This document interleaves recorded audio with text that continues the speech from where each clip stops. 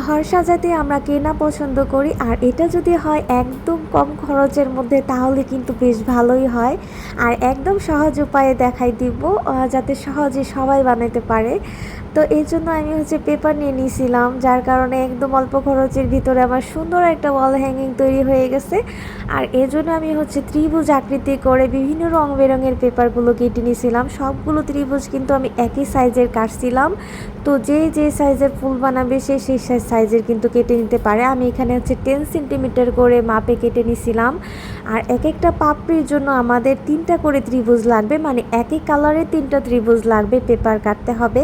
আর এরপরে আমি একটা ডাল তৈরির জন্য কালো রঙের পেপার নিয়েছিলাম, কারণ হচ্ছে আমি এখানে পাতা কিন্তু সবুজ কালারেরও দিছি, যার কারণে ডালটা আমি কালো নিছি।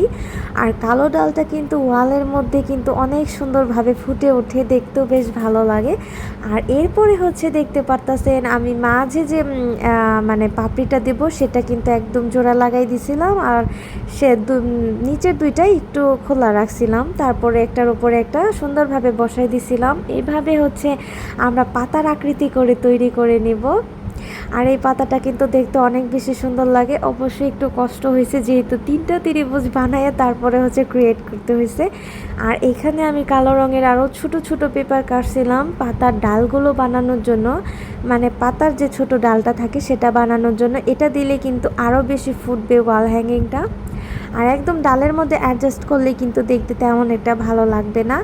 আর এরপরে হচ্ছে আমি গ্লু গানের সাহায্যে, মানে আঠার সাহায্যে আমি সবগুলো পাতার মধ্যে ছোট ছোট ডালগুলো একটা একটা করে জোড়া লাগাই দিতেছিলাম। তো এইভাবে হচ্ছে সবগুলো সুন্দরভাবে আগে থেকে রেডি করে রাখলে তারপরে হয় কি কাজ করতে অনেক বেশি সুবিধা হয়।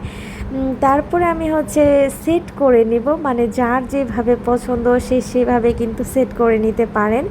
আর এই জন্য হচ্ছে একটু আঁকা বাঁকা করে নিছিলাম। আর দেখতে পাচ্ছেন অনেক সুন্দর একটা পেপার ক্রাফট তৈরি হয়ে গেছে। এভাবে কিন্তু আপনারাও বানাই নিতে পারেন।